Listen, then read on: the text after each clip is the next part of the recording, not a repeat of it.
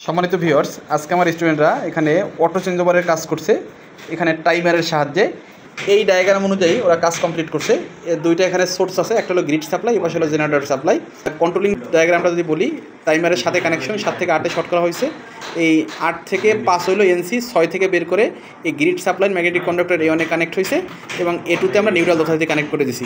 আর এই জেনারেটরের ফেস থেকে লাইন এসে টাইমারের 1-এ কানেক্ট হয়েছে। 1 থেকে 4 যেহেতু এনসি কন্ডিশনে, 4 থেকে লাইন বের করে এই গ্রিডের ম্যাগনেটিক কন্ডাক্টর এনসি ঘুরিয়ে এই A1 এ দেওয়া হয়েছে আর নিউট্রাল কমন করে দেওয়া হয়েছে। আপনারা যখন পার্মানেন্টভাবে কোথাও এই সার্কিটের কাজটি করবেন, অবশ্যই এর আগে আপনারা সার্কিট ব্রেকার ব্যবহার করে নেবেন।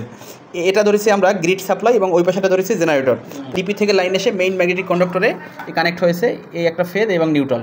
এই আউটপুট হয়ে এখানে লোডে কানেক্ট হয়েছে, লোড হিসেবে বাতি রেখেছি। আর এখান থেকে লাইন এসে এখানে টাইমারের সাথে কানেক্ট করছি কন্ট্রোলিংয়ের জন্য। 7 থেকে 8-এ শর্ট করা হয়েছে। 6 থেকে লাইন বের হয়ে এই ম্যাগনেটিক কন্ডাক্টরের A1 এ লাইন চলে গেছে আর নিউট্রাল এখান থেকে ডাইরেক্ট কমন করে দেওয়া হয়েছে। আর এই জেনারেটরের জন্য যেটা আমরা ব্যবহার করছি, সেটার এই ম্যাগনেটিক কন্ডাক্টরের ইনপুট সাইড থেকে ফেজ এসে টাইমারে 1-এ কানেক্ট হয়েছে। এখানে 4 থেকে লাইন বের করে এই গ্রিড সাপ্লাইয়ের জেনারেটরের ম্যাগনেটিক কন্ডাক্টরের এনসি ঘুরে এই ম্যাগনেটিক কন্ডাক্টরের A1 এ কানেক্ট হয়েছে।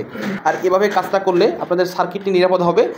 ডাইরেক্ট আপনার যে লোডে সাপ্লাই হবে না, লাইন আসার পরে টাইমারে আপনি যে টাইম সেট করবেন ওই টাইম পরেই আপনার লোডগুলো চলবে।